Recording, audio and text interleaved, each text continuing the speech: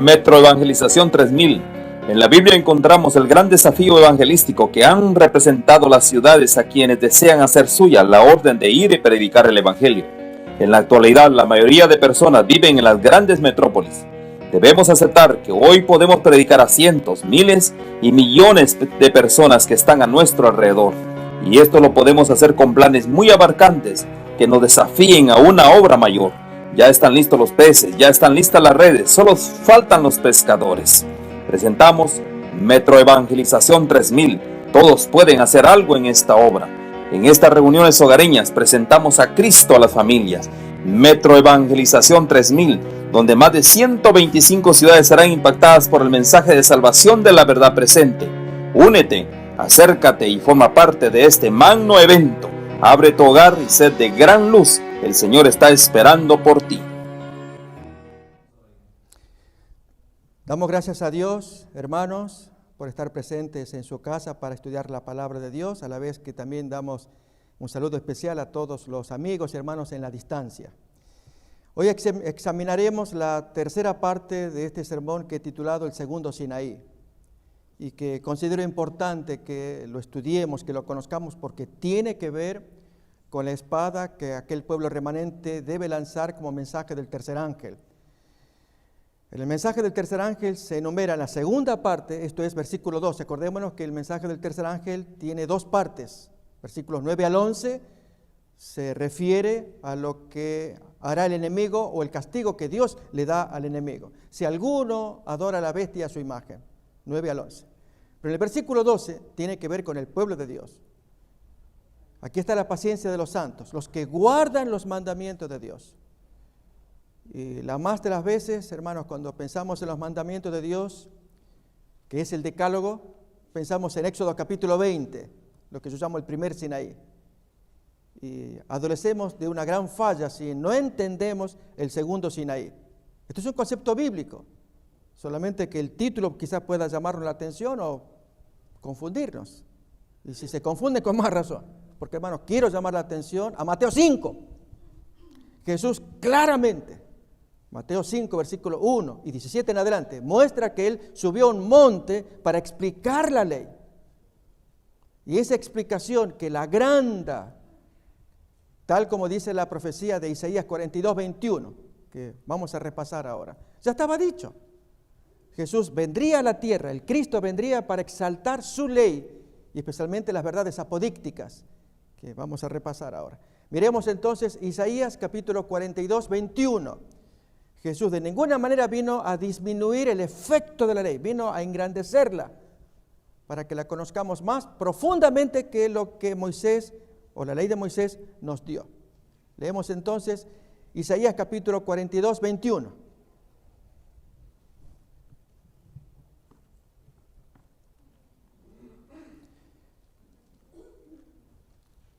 Jehová se complació por amor de su justicia en hacer ¿qué cosa de la ley? En magnificar la ley y engrandecerla. Y nuestro Señor cumplió literalmente lo que aparece en el texto, lo que llama el segundo Sinaí. ¿Dónde aparece esto? En Mateo capítulo 5, el otro monte, cuyo nombre no lo sabemos. Mateo capítulo 5. Versículo 1 y 17 en adelante. Leemos así. Viendo la multitud, subió al monte y sentándose vinieron a él sus discípulos. Y el 17. No penséis que he venido para abrogar la ley o los profetas. No he venido para abrogar. Y hermanos, aunque leemos que el texto dice, vengo para cumplir, también la profecía dice, yo no vengo para abrogar la ley y los profetas. No he venido para abrogar, sino para engrandecerla. Pastor, no le cambies, el texto dice cumplir, ¿por qué le pone engrandecer? Porque lo dice el versículo 19. Leamos el 18. Porque de cierto os digo que hasta que pasen el cielo y la tierra, ni una jota ni una tilde pasará de la ley hasta que todo se haya cumplido. De manera que cualquiera que quebrante uno de estos mandamientos muy pequeños. Estoy en contacto con una antigua hermana exadventista, una joven. Ella feliz, orgullosa de haber salido de los lazos del adventismo y ahora milita en la Iglesia Católica y tengo diálogo con ella. Ay, hermanos, lógicamente ella con su nueva doctrina niega todo lo que tenga de fundamento adventista, pero el texto acá es terrible. Cualquiera que quebrante uno de estos mandamientos muy pequeños y así enseña a los hombres, en el cielo será llamado miserable o muy pequeño. Y cuidémonos de tocar algún mandamiento de Dios para tirarlo abajo, como hace esta joven o cualquier otra persona que ataque la ley de Dios. Y lo opuesto, mas cualquiera que los haga y los enseñe, este será llamado grande en el reino de los cielos. Porque os digo que si vuestra justicia no fuere mayor que la de los escribas y fariseos que se guían por el primer Sinaí, por Éxodo 20, no entraréis en el reino de los cielos. Lógicamente pareciera una contradicción. Si este servidor enfatiza la excelencia de la ley de Dios y no obstante no le da realce a Éxodo 20. Hermanos, es muy claro, Jesús ya lo enseña acá y tenemos que estar muy abiertos a su mensaje. Ya habíamos aprendido acerca de las verdades apodícticas. Esta es una palabra que está en el diccionario. Apodíctico es algo necesariamente válido, incondicionalmente cierto, incuestionablemente demostrado. No hay forma de dar vuelta a algo que es apodíctico. Y si Dios dijo, no matarás, no cometerás adulterio, no robarás, no levantarás falso, y así cualquiera de los mandamientos, en cualquier país del mundo, en cualquier tiempo, en la historia de los hombres, en el primer siglo, siglo V o nuestro siglo, cualquier raza, no importa, es ser humano, esta verdad apodíctica le calza, le cabe y le obliga. Pero es aquí, hermanos, que el hombre, confiando en que la letra dice tal cosa, pues le buscamos la triquiñuela, una expresión que ya hemos usado en otra ocasión. Y se mencionó el ejemplo de Kiddushin, este es un libro del Talmud judío en la página 40, un juego de palabras o de versículos que ellos hacen para violar el mandamiento. No vayamos al Talmud, vamos nomás a Marcos 7, ahí da un ejemplo, quizá lo miramos en otro momento. En esta tercera parte del estudio del segundo Sinaí, examinaremos la primera parte de la tabla de la ley. Pero antes repasemos los versículos que abren pie, abren camino para ver la interpretación que Jesús hace de la verdad apodíctica. Dios dijo tal cosa, pero yo te digo, yo te lo agrando, te la pongo con lupa, te la hago más pesada. Por lo tanto, hermanos, para la mente carnal le conviene el monte Sinaí, porque la ley de Jesús es más fuerte, más profunda. Hebreos 4:12, como una espada que traspasa el alma, corta todo el corazón, porque te discierne los pensamientos y las intenciones. No podemos escapar de ello. Leemos entonces 5:21 como prueba de lo que Jesús está diciendo, que si la justicia no fuere mayor que la de los escribas, porque los escribas enseñan lo que leemos ahora. Oísteis que fue dicho a los antiguos, y que los escribas y fariseos enseñan, no matarás, y aún agregan ellos, cualquiera que matare será culpable de juicio, y así lo enseñan. Pero yo os digo, cualquiera que se enoja contra su hermano será culpable de juicio. Preguntémonos, hermanos que estamos escuchando, ¿tenemos enojos unos con otros? ¿Los hay? Oh, hermanos, si empezáramos a hurgar, creo que nadie queda parado, nadie queda indemne. Y esto que nadie se convierte en juez ni policía de nadie, alcanza y sobra con el Espíritu Santo. Pero permitamos que el Espíritu Santo nos lo diga, que si estamos en enojo uno con otro, a veces en el matrimonio, en el mismo seno del hogar, del matrimonio, enojados, peleados los dos cónyuges. ¿Y cuántas veces que ha pasado? Peleados en la casa, pero hay que venir a la iglesia y mostrar la bonita cara. ¡Ay, pastor! Predique otra cosa. O a veces los papás con los hijos, o los hijos con los papás. O a veces el hermano que espera que no venga el otro. Así puede pasar un sábado bonito. Y justo aparece, ya me amargó el sábado, porque vino el hermano o la hermana. Y creemos que así adoramos a Dios, hermanos. No entendemos. Estamos en el primer Sinaí todavía, es decir, entendemos que no hay que matar. Y si no entramos al segundo Sinaí, que es este versículo que tenemos, no la hacemos No podemos participar de la predicación del mensaje del tercer ángel. ¿Se entiende, hermanos? Un miembro del remanente del pueblo de Dios no puede predicar el mensaje del tercer ángel si no entiende el segundo Sinaí. Es un concepto nuevo quizás, pero es bíblico, acá está. Dice más todavía. Y cualquiera que le diga necio a su hermano ya es culpable ante el concilio, y cualquiera que le diga fatuo, estúpido, queda expuesto al infierno. ¿No hemos peleado como cónyuges? Se invitar, hermanos, a levantar la mano diciendo, a ver, alguien que esté imbatible, que no haya tenido un ringside, una pelea con el cónyuge. Creo que nadie. Alguna palabra que le dijimos a él o ella a nosotros forma parte de nuestra naturaleza, discusiones, combates, peleas, que no queremos, nadie quiere. Pero hermanos, tenemos que elevar el estándar. Jesús engrandeció la ley para que la miremos tal como es. ¿Y cómo escapamos a ella? Y así, hermanos, los restantes mandamientos. Aún en el sexto mandamiento, el Señor da como modelo para que así apliquemos el principio al resto de los mandamientos. Él dice, si tú me traes una ofrenda de canto, de predicación, de enseñanza de la escuela sabática, de servicio como diáconos, diaconisas, de Dorcas, lo que fuera, hermanos, cualquier servicio en la iglesia. Y ahí te acuerdas que hay problemas que tienes con un hermano. Vete primero y arréglalo. Pero Señor, es Él el que me provocó. Él el que causó el problema. Él tendría que venir a mí. El texto no habla así, hermanos. Esto hay que arreglarlo. Más vale mal arreglo que buen pleito. Es ir a conversar. Hermanos, ¿podemos charlar? ¿De qué charlar? No quiero pelear. Yo quiero que estemos en paz. Y yo quiero que arreglemos esto. Hasta que tú no me pidas perdón. Y hermano, era el otro el responsable. Nos vamos a encontrar de todo, hermanos. Pero el Señor mira el espíritu con que queremos cumplir el mandamiento. Para Dios es importante que lo respetemos. ¿O acaso no nos agrada como padres que el hijo nos respete? Si papá dio una orden en casa y los hijos escuchan, qué bonito, hermanos, uno ama a ese hijo. Mientras que el otro la pelea y le da vuelta, es que papá no quiso decir eso. Lo dijo. No, pero no lo dijo así textualmente como tú estás interpretando. ¿Y cómo nos sentimos como padres, hermanos? ¿Acaso no nos agradaría que el hijo que quiere apoyar a su papá hasta agrande el mandato del papá que está ausente?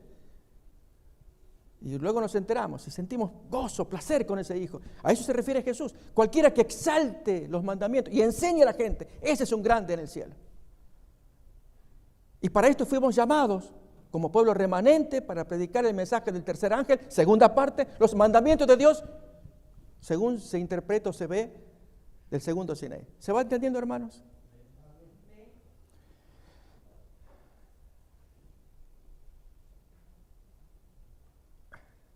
Hay textos del apóstol Pablo que cuando él enseñó, quienes hay que se han confundido, perturbado, porque él tiene palabras para con la ley que casi no nos gustaría escuchar. Y hermanos, es exactamente al revés. Cuanto más profundicemos que Dios iluminó a ese hombre para que escriba, predique lo que nosotros necesitamos aprender.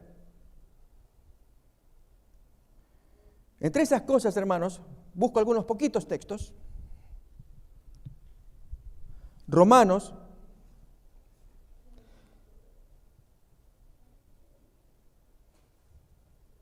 capítulo 6, versículo 14. Porque el pecado no se enseñoreará de vosotros, pues no estáis bajo la ley, sino bajo la gracia. Déjenme decirlo de otra manera, hermanos. No estamos bajo la ley del primer Sinaí, sino bajo la gracia del segundo Sinaí. El pastor usted le da vuelta y ya me trajo la ley otra vez la ley de Moisés.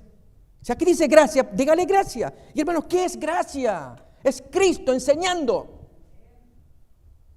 Es Cristo subiendo al monte y diciendo, ¿saben lo que es la ley de Moisés? Es esto, pero yo te digo esto otro.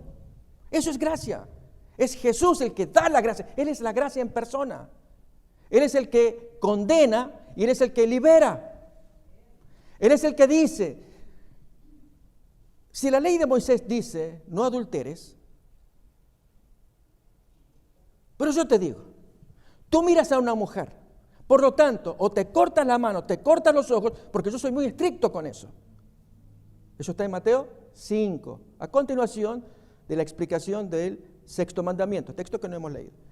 Y yo ya les comenté la triquiñuela de Kiddushin, página 40, del Talmud, entre los judíos, que guiándose por dos textos hacen lo que ellos quieren, Malaquías 3:16 y Jeremías 6:19. La gracia me está diciendo, no me hagas ese juego, yo te doy un mandamiento, haz lo que te pido.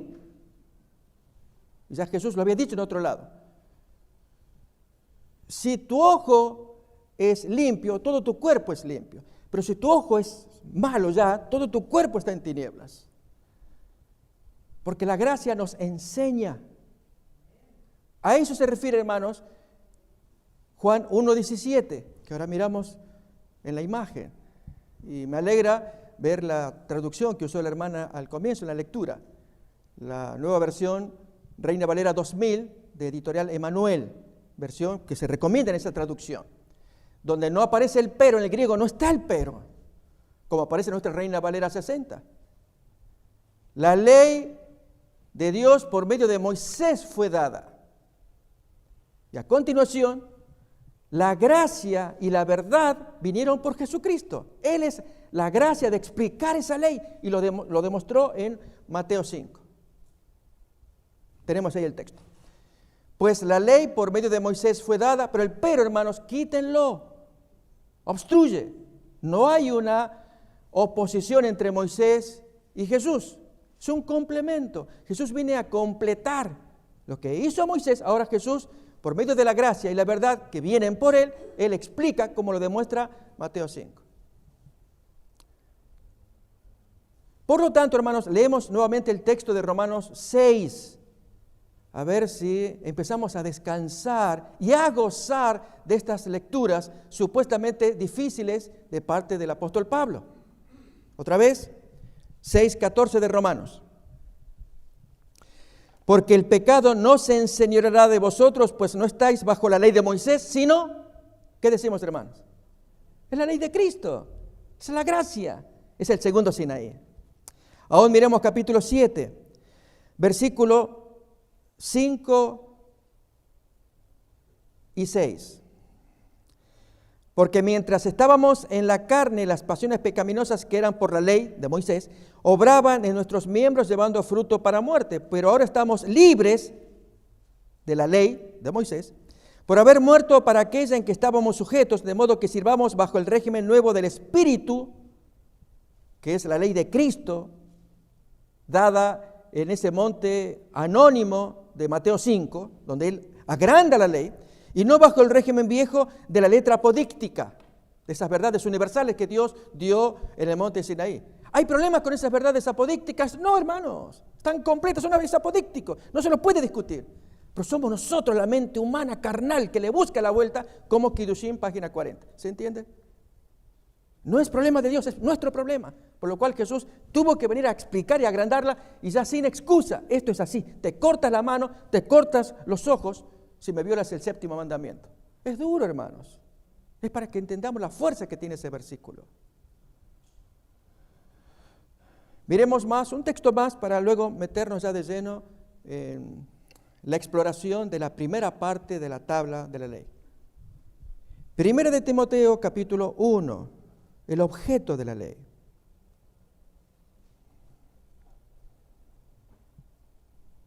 Versículo 5. Pues el propósito de este mandamiento es el amor nacido de corazón limpio y de buena conciencia y de fe no fingida, de las cuales cosas, desviándose algunos, se apartaron a vana palabrería, queriendo ser doctores de la ley, sin entender ni lo que hablan ni lo que afirman. Es posible, hermanos, que haya críticos que se dirijan contra este servidor, diciendo, este individuo hasta está leyendo su profecía y ni se da cuenta. Él es un falso doctor que está exaltando la ley de Moisés, llamándole segundo Sinaí. ¿Me entienden? Hermanos, que digan lo que quieran.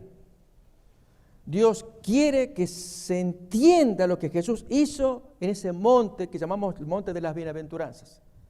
Repasemos el capítulo 3 del libro de Elena White, el discurso maestro de Jesucristo. Ahí el espíritu de profecía da más detalles. Ya el Señor había profetizado en el versículo 19, 5:19, el que exalte los mandamientos, el que los haga y los enseñe, ese es un grande a la vista de Dios. Era grande la ley de Dios, hermanos. Para eso vino Jesús. Por eso esta tercera parte abarcará los primeros mandamientos de la primera parte, y la última parte será con respecto al sábado, el cuarto mandamiento. Vamos, todo momento para examinar allí si Jesús exaltó o no ese mandamiento. Pero seguimos leyendo todavía el texto de Primera de Timoteo, capítulo 1. Otra vez, versículo 6. De las cuales cosas, desviándose algunos, se apartaron a vana palabrería, queriendo ser doctores de la ley, sin entender ni lo que hablan ni lo que afirman. Pero sabemos que la ley es buena si uno la usa legítimamente, conociendo esto, que la ley no fue dada para el justo, sino para los transgresores y desobedientes, para los impíos y pecadores, para los irreverentes y profanos, para los parricidas y matricidas, para los homicidas, para los fornicarios, para los sodomitas, para los secuestradores, para los mentirosos y perjuros, y para cuanto se oponga a la sana doctrina. Si advertimos, hermanos, aquí están enumeradas las violaciones a todos los mandamientos del Decálogo. Miremos, por ejemplo, cuando dice irreverentes, se refiere a la violación del tercer mandamiento. Cuando dice profanos, abarcará cualquiera de los mandamientos, pero el cuarto sale a luz. Para los parricidas y matricidas, ya nos lleva al quinto mandamiento. Para los homicidas, lo relacionamos con el sexto mandamiento. Para los fornicarios, hacemos el nexo con el séptimo mandamiento. Incluidos los sodomitas. Para los secuestradores o robadores de personas, lo conectamos con el octavo mandamiento.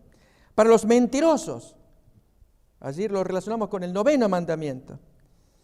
Mentirosos y perjuros. Y para cuanto se oponga a la sana doctrina, eso también es violación de la ley de Dios.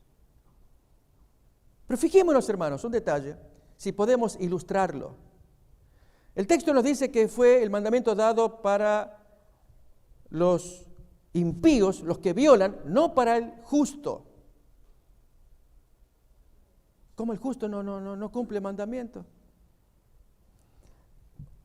Tengamos un señalador, acá ya volvemos, para entenderlo a la luz de la experiencia del apóstol Pablo. Primera de Corintios, capítulo 9, versículos 20 y 21. La libertad que tenemos por estar en el segundo Sinaí, directamente de manos del dador de la ley. Él la explica, Él es el que me va a condenar y me va a liberar si hago lo que Él me pide que haga. 9 de Primera de Corintios, versículo 20 y 21. Me he hecho a los judíos como judío para ganar a los judíos, a los que están sujetos a la ley, aunque yo no estoy sujeto a la ley de Moisés, como que estuviera sujeto a la ley, para ganar a los que están sujetos a la ley, que eran los judíos. A los que están sin ley, los paganos, como si yo estuviera sin ley, no estando yo sin ley de Dios, sino en la ley de Cristo. Entonces, hay ley.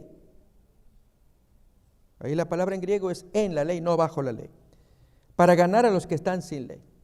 Hermanos, por lo tanto, no es que uno está sin ley, no. Pero miremos ahora nuevamente Primera de Corintios, Primera de Timoteo, capítulo 1. Y quizás esta ilustración nos va a ayudar a entender esa relación tan delicada, para que nadie se aventure a restar fuerza a la ley de Dios, a la verdad apodíctica, pero ahora exaltada en el monte anónimo, nombre desconocido de Mateo 5. Versículo 9, 1 de Timoteo 1:9. Conociendo esto, que la ley no fue dada para el justo, sino para los transgresores y desobedientes. Permítaseme esta ilustración. La ley. Cuando yo era niño, discusión de mis padres, fui a parar con mis hermanos, 6 hermanos más, a la casa de mi padre, quien vivía detrás de la penitenciaría. Por lo tanto, salíamos a la vereda y ahí estaba el bloque enorme, una muralla enorme de la penitenciaría de aquel lugar. Y veíamos a los policías allí con sus armas y los presos adentro. La ley de Dios, hermanos, es ese vigilante que está arriba con una pistola, rifle, y la naturaleza carnal encierra a la gente adentro. El viejo hombre, ahí están presos. Cuando el apóstol Pablo nos dice que estamos libres de la ley, una persona en Cristo que ha nacido de nuevo, que participa de la naturaleza divina, según la segunda carta de Pedro capítulo 1, logra salir de ese viejo hombre que es representado por la muralla y un vigilante que no perdona. Alguien se escapa, no puede escaparse. Eso es la ley, hermano. Está vigilando. ¿A quiénes vigila? A todos los pecadores, matricidas, parricidas, a los violadores, a los perjuros, mentirosos, etcétera, que están dentro de la cárcel y esa gente suspirando por salir. ¿Cómo salen de esta naturaleza carnal que cargamos todos? Solamente por virtud de Cristo, de su gracia, logran salir porque Él paga el precio y la persona sale de la cárcel y anda libre. Como andaba yo, que miraba allí, nunca había los presos, pero me imaginaba. De hecho, me tocó visitar, ya años después, presidios para dar estudios bíblicos y ver allí la tristeza en una cárcel de mujeres. Las damas pidiendo auxilio a la gente de afuera. Dígale a mi abogado que me llame, que yo quiero saber cómo anda mi causa. Ya llevo años aquí, y así cada cual traía su historia. Así, hermanos, es esta cárcel que cargamos, que se llama carne, viejo hombre. Esa es la cárcel. Y el que está en la cárcel, hermanos, para esa persona es la ley. ¿Dónde dice esto, pastor? Gálatas capítulo 5.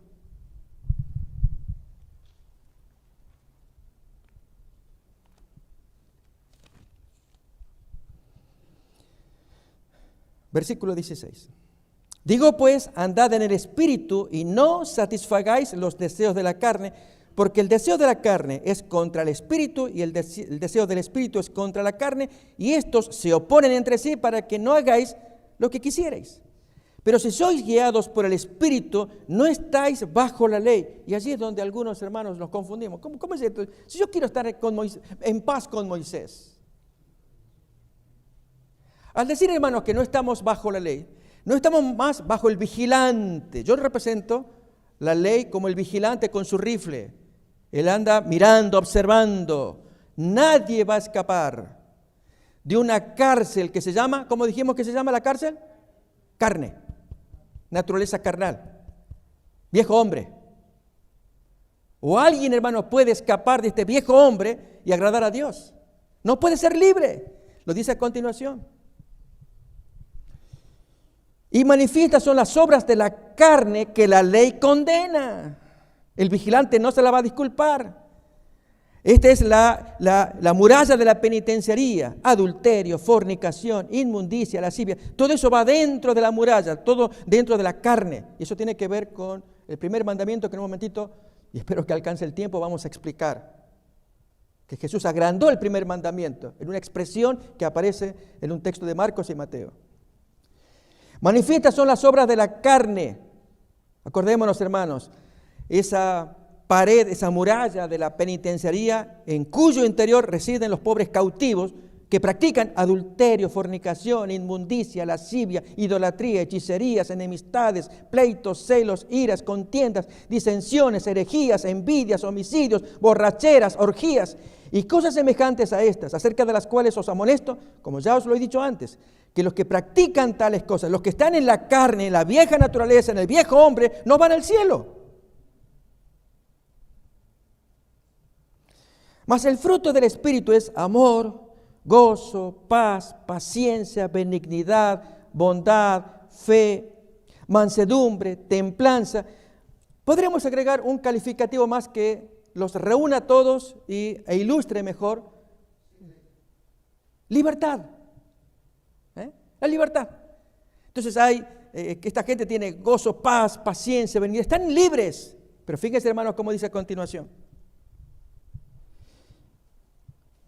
Contra tales cosas no hay vigilante, no hay ley. Nadie lo va a apuntar. Porque la ley fue dada, 1 de Timoteo 1:9, ¿nos acordamos? A los desobedientes. Allí, hermanos, no solamente que el vigilante, allí con su rifle, que es la ley de Dios, sino que encima lo mete a la cárcel, te quedas adentro. Que es esta naturaleza que cargamos. Pero en Cristo somos liberados. Estamos libres. Gozo, paz, paciencia, benignidad. No hay vigilante que me ataque. Por eso Pablo decía, a los que están sin ley, yo me hago como tal, aunque yo no estoy sin ley. Yo estoy en la ley de Cristo, estoy libre en Cristo. Y era su canto permanente. No más bajo el régimen de la letra del primer Sinaí, sino bajo el régimen del Espíritu, el segundo Sinaí. ¿Se va entendiendo, hermanos?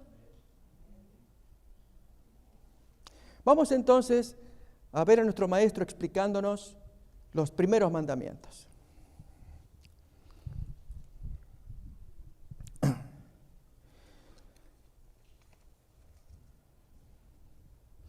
Abrimos Éxodo capítulo 20, conocido por cierto, lógicamente, es el primer mandamiento.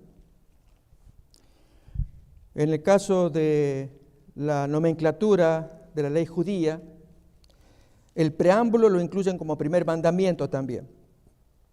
Es decir, desde el versículo 2 y 3 abarca el primer mandamiento en la promoción judía, en la forma como ellos lo expresan. Yo soy Jehová tu Dios, que te saqué de la tierra de Egipto, de casa de servidumbre. No tendrás dioses ajenos delante de mí. Eso es la ley, esa es la ley apodíctica. Pero, ¿qué quiere decir? ¿Cuánto abarca? Voy a invitar, hermanos, a que miremos una experiencia primeramente, varios versículos que vamos a ver. Cómo esta ley apodíctica fue dada con el tiempo, con Moisés, pero antes de que apareciera Moisés, hubo gente por el Espíritu Santo que entendían lo que quería decir. Es el caso de Jacob. Génesis capítulo 35. Miren la reacción que tuvo este hombre cuando Dios le hizo una propuesta. Quiero que nos encontremos donde tú y yo tuvimos nuestro primer encuentro amoroso. Génesis 35. Acordémonos, hermanos, que Dios ya lo expresó de otra manera en Apocalipsis, capítulo 2, en el mensaje a la Odisea. Has dejado tu primer amor. En el caso de Jacob había dejado su primer amor y Dios lo invita. Vamos a encontrarnos donde yo te vi la primera vez. Miremoslo, hermanos. Génesis capítulo 35. Dijo Dios a Jacob, levántate y sube a Betel y quédate allí y haz allí un altar al Dios que te apareció cuando huías de tu hermano Esaú. ¿Alguien recuerda, hermanos, la experiencia? ¿En qué capítulos, de qué parte de Génesis aparece esa experiencia? Solamente dar el número nada más. De cuando Jacob huye de su hermano Esaú y algo le pasa en el desierto. ¿Alguien se acuerda? Génesis capítulo 28. Ya vamos a mirar aquí, nos quedamos con el 35, pero retrotraigámonos al capítulo 27 y 28. En el 28, allí él huye de su hermano y va a tener su primera experiencia con Dios y su primer amor, hermanos. Porque temiendo que su hermano lo mate, huye y allí cansado se acuesta en el desierto para dormir, a la intemperie. Pone una piedra de almohada y se duerme. Y tiene el sueño de la escalera. Y cuando él ve el sueño y allí que los ángeles suben y bajan por la escalera, precioso sueño que Jesús da su interpretación en Juan 1. ¿Qué hace Jacob a continuación? Él hace un pacto solemne. Es terrible esto que me está pasando. Esto es casa de Dios, puerta del cielo. Y hace un pacto, una promesa, típica del primer amor, hermanos. Nunca lo olvidemos. ¿No hemos hecho promesa nosotros cuando nos bautizamos, cuando conocimos al Señor? Y después nos olvidamos. A veces hacemos promesas también de matrimonio, nos olvidamos también. A Dios no le agradan esas cosas. Y entonces Jacob hace su promesa: si Dios fuere conmigo y me diere pan para comer y me acompañare, Él será mi Dios y la 10ª parte apartaré para Él. Recordamos esos textos. Capítulo 28, casi al final. En el capítulo 35, Dios se le reaparece. Él había llevado un estilo de vida desde el capítulo 28 en adelante, 29, 30, etc. Y llega el 35 y Dios le dice: quiero que nos encontremos en Betel. Así, tu experiencia que tú tuviste cuando yo te encontré y lo que tú hiciste, quiero que tú refresques, que nos encontremos de nuevo. ¿Cuál fue la reacción de Jacob? Miremos, hermano, así debería ser la nuestra. Entonces Jacob dijo a su familia y a todos los que con él estaban: quitad los dioses ajenos que hay entre vosotros, y limpiaos y mudad vuestros vestidos. Y levantémonos y subamos a Betel, y haré allí altar al Dios que me respondió en el día de mi angustia, y ha estado conmigo en el camino que he andado. Así dieron a Jacob todos los dioses ajenos que había en poder de ellos. ¿Qué había pasado, hermanos? Se descuidaron.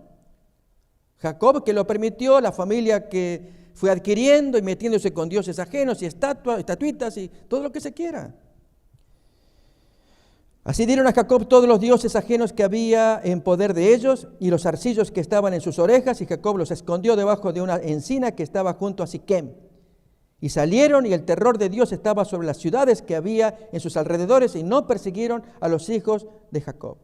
Sí, hermano, Dios cuidaba a ese hijo y la gente tenía miedo. Y él era indefenso, no era un hombre de guerra, con tanta carga, mujeres, hijos, pequeños. Notamos, hermanos, Dios se quiere aparecer y lo que hay que hacer es quitar los dioses ajenos. ¿Qué dioses? Ahora viene la pregunta. La aplicación, el segundo Sinaí de Jesús. Él lo va a decir. Hermanos, este servidor no es que está trayendo versículos al aire, lo prueba con los textos bíblicos.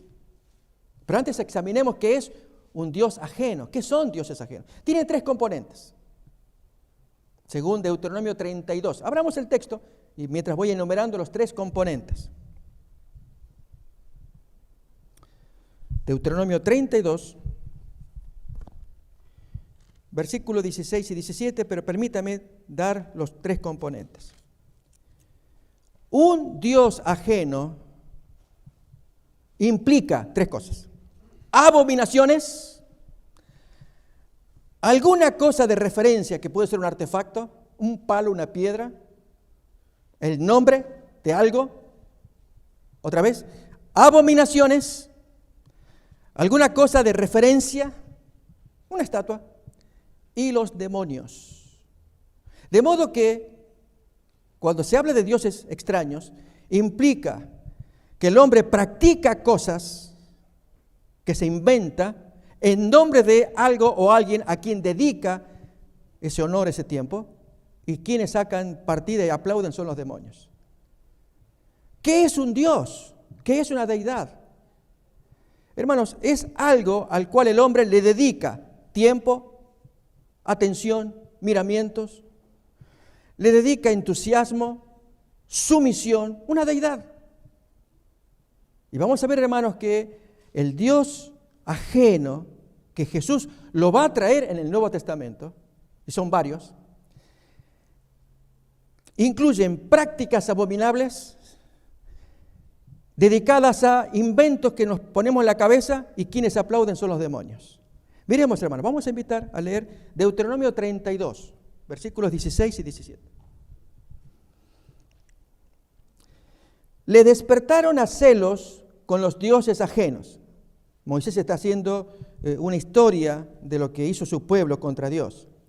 Lo provocaron a ira con abominaciones. Ahí empieza, hermanos, que el llamado Dios ajeno invita a una abominación. Sacrificaron a los demonios y no a Dios, a dioses que no habían conocido, a nuevos dioses venidos de cerca. Déjenme, hermanos, comentar un ejemplo. La diosa Milita. Anoche tuvimos allí en la hora de estudio de la profecía, los viernes 5 de la tarde en adelante, vamos a tener, hermanos, estudios de Daniel. En esta ocasión lo haremos seriado. Y se habló del contexto histórico. Y había más para decir, que anoche no se pudo decir, pero lo voy a decir ahora. Respecto de los dioses de Babilonia. Uno de ellos es la diosa Milita, conocida entre los babilonios como tal, pero es la diosa Ishtar o Astarte, la diosa Atenea, diferentes nombres según los lugares. Milita es entre los babilonios. Esto lo va a contar Herodoto, es un historiador griego que escribió un libro que se llama Historias, son 9 tomos. En el tomo 1, en el párrafo 199, menciono esto, hermano, porque quiero dar, para quien le guste investigar, el pie de página, ahí lo investiga y lo encuentra. Herodoto, del año 400 aproximadamente, él cuenta esta práctica, 400 antes de Cristo, cuenta la práctica babilónica abominable en honor de la diosa Milita. ¿Y cuál era la práctica?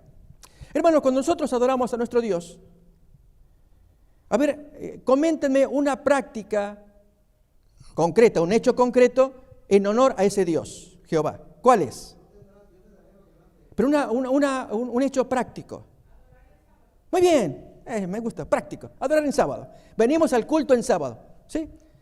Y por lo tanto, hermanos, cuando venimos al sábado es para escuchar, aprender, exhortarnos. Es algo práctico. En el caso de la diosa Milita, lo práctico era fornicación, que habían ideado los sacerdotes de ese templo de la diosa Milita, que consistía que las mujeres desfilaban allí, muchas de ellas casadas. Una vez en la vida había que hacerlo, era práctica, ordenada en esa ciudad. Que la mujer se ofrecía sexualmente, aunque fuera casada, para que los visitantes pidieran a la diosa Milita, diosa del amor, que les prosperara en sus cultivos. Y entonces las mujeres esperaban allí sentadas y venía el cliente, el adorador, y miraba y lógicamente buscaba la más bonita.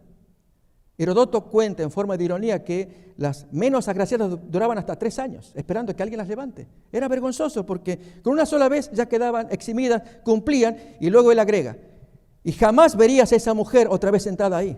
Estaría con su marido, con su familia. Lo tenía que hacer porque, bueno, la religión obligaba a hacerlo. Y ella aguantar y venga el Señor allí mirando, a ver, me gusta esta, ok. Y allí la conducen a esa mujer, al adorador, él dejaba una ofrenda a un cuarto donde hacían sus cosas y ya ella cumplía. Eso era un acto abominable, ¿dedicado a quién? A una diosa que no existe y se inventó de la mente humana. Pero ¿quién sale ganando? Los demonios. ¿Se entiende, hermanos? Leemos el texto otra vez. Hermanos, si podemos hablar de los casos que cuenta de Moloc, eso está en Levítico, en Reyes también. Cómo este Dios, un invento humano, exigía sacrificios de niños para que el adorador pudiera él prosperar. Cuando el hombre iba a pedir los cultivos, que Dios le riegue, ok, dame un sacrificio, algo que te cueste. Bueno, no sé cuánto dinero quieres, algo que te cueste. Y aparecen niños sacrificados en honor del dios Moloc. Era una práctica. Moloc no existe, hermano, es un invento de la mente humana, pero la práctica abominable de quemar a un niño, eso sí, y salen ganando los demonios.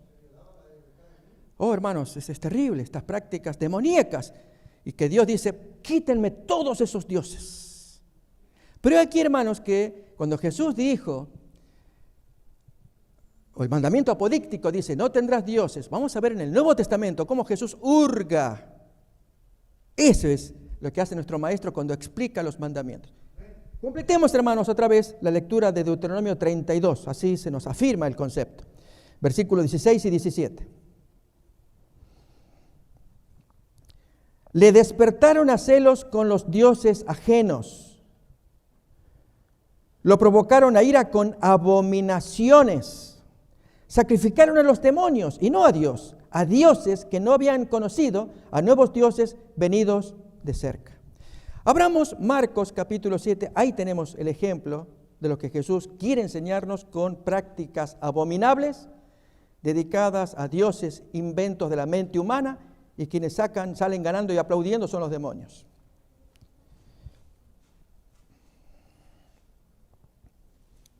Marcos capítulo 7, el texto es conocido, lo hemos leído varias veces y lo vamos a leer cuando estudiemos el 4º mandamiento.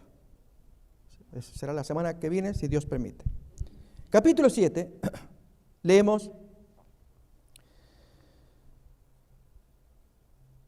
desde el versículo 14. Y llamando así a toda la multitud, les dice: oídme todos y entended. Este es el intérprete de la ley de Dios, hermanos, con mayúscula. A él se refiere Juan 1:17. Si la ley fue dada por Moisés, la gracia y la verdad de explicar esa ley vienen por Jesucristo. Ahora entiendan, dice el maestro. Nada hay fuera del hombre que entre en él que lo pueda contaminar.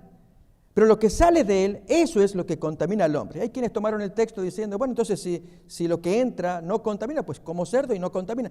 Hermanos, qué rápidos que somos. Ese sí merece meterlo en la cárcel otra vez. ¿Se entiende la ilustración? Está en la carne. Y que el vigilante lo vigile bien para que no se escape. Porque, hermanos, hablándole a judíos, ¿cómo a alguien se le ocurre hablar de cerdo? En el contexto judío donde están ahí conversando. Ni el judío piensa semejante cosa, ni Jesús, sino que el judío creía que por no lavarse las manos, como cuenta en todo el capítulo, había contaminación. Jesús dice: la contaminación no es por lo que se mete acá, que si te lavas las manos y se limpia y si no se lava, no, por ahí no viene la contaminación. La contaminación viene por otro lado. Leemos. Otra vez el 15. Nada hay fuera del hombre que entre en él que lo pueda contaminar. Pero lo que sale de él, esto es lo que contamina al hombre. Si alguno tiene oídos para oír, que oiga. Cuando se alejó de la multitud y entró en casa, le preguntaron sus discípulos sobre la parábola y él dijo: ¿también vosotros estáis así, sin entendimiento? ¿No entendéis que todo lo de fuera que entra en el hombre no lo puede contaminar? Porque no entra en su corazón, sino en el vientre y sale a la letrina. Esto decía, siendo limpios los alimentos. Y otra vez, hermanos, aunque diga todos los alimentos, no se refiere al cerdo. Está hablando del contexto del diálogo que tiene con los judíos, que ellos creían que por no lavarse las manos ya estaban contaminados. No. Es desde adentro afuera. A ver qué es.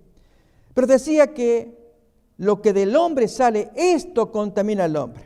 Porque, hermanos, Jesús nos diría con sus palabras: oíste que fue dicho, no tendrás dioses ajenos. Pero yo te digo que no es lo de afuera adentro, sino de lo de adentro afuera. Eso es lo que... Ay, hermanos, y ahí aparecen las abominaciones y los dioses. Vomitamos dioses. Lo va a decir el texto, hermanos. Yo voy a pedir que ustedes vamos a ver las abominaciones. ¿Y a qué dioses se celebran? Versículo 21 en adelante. Porque de dentro del corazón de los hombres salen estos malos pensamientos. Y estas son las abominaciones. Y díganme, hermanos, ¿a qué Dios se celebra?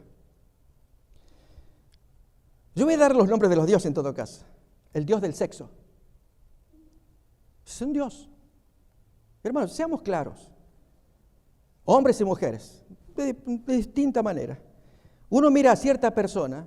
Vamos a tomar los hombres, los más débiles quizás. Miran el cuerpo de alguien.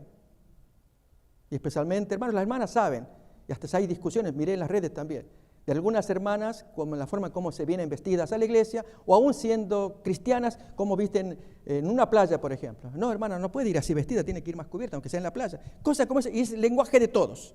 Lo cierto es que estamos hablando de un dios o una diosa, la diosa del sexo.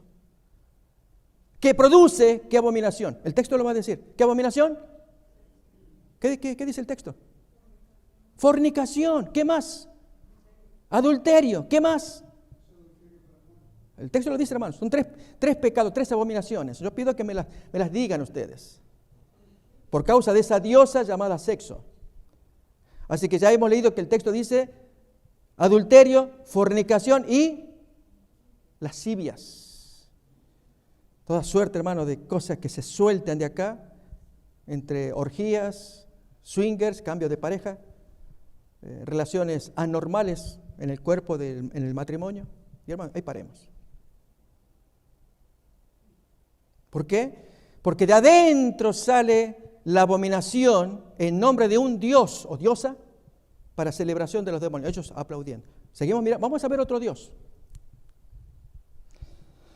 Nuevamente, dijimos los adulterios, fornicaciones.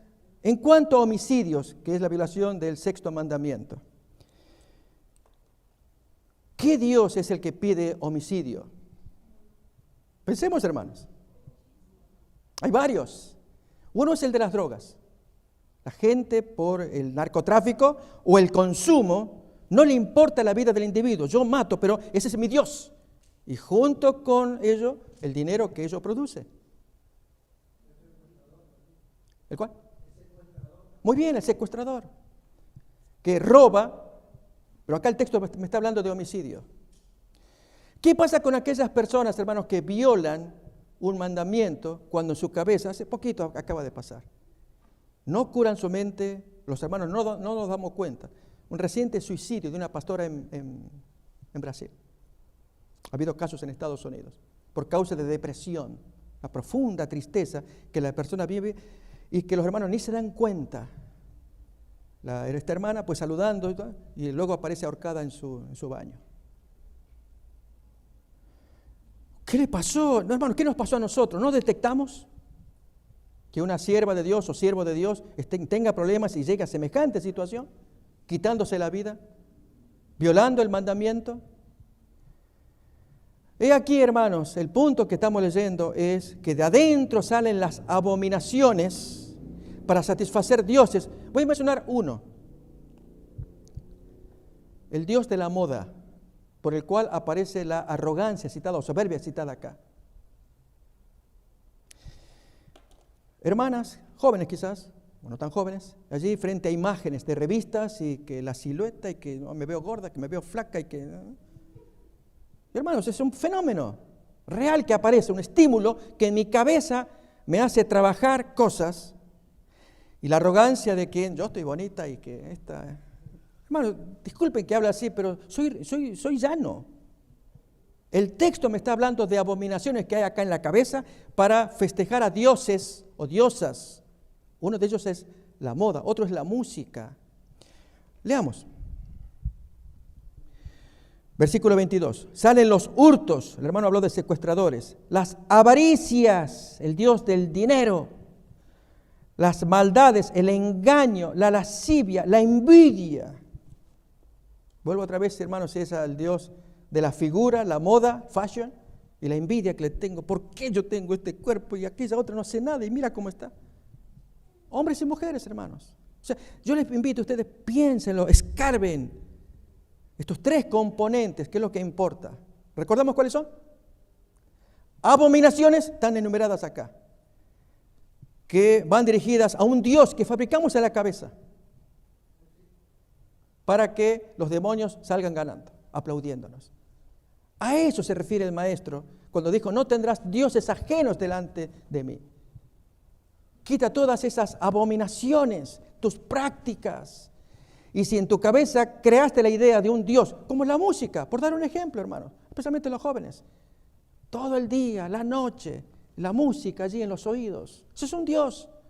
Recordamos la definición de Dios, es la deidad a la cual le dedicamos tiempo, entusiasmo, sumisión, lo que pida. ¿Cuántos hay? Hemos visto el caso de un individuo que por su adicción al juego invirtió hasta su casa, la hipoteca de su casa, para perderla. ¿Por qué? Porque estaba ciego por el vicio. Ese es ser un Dios. Y cuando vinieron a la casa de la mujer, pues allí era para quitarla, decirle, váyase porque ya esta casa nos pertenece. ¿Cómo que le pertenece? Esta es mi casa. No, su esposo ya la jugó, lo perdió. Así que, ¿no conocemos esos casos? Incluso una hija también, que se jugó la virginidad, supuesta virginidad, para descubrir que la muchacha no era virgen. Locura, hermanos, locura. De dioses, de prácticas abominables en honor a un Dios creado en la cabeza, una adicción para ganancia de los demonios. De esto trata el texto de Marcos capítulo 7. Leemos para finalizar acá esta porción.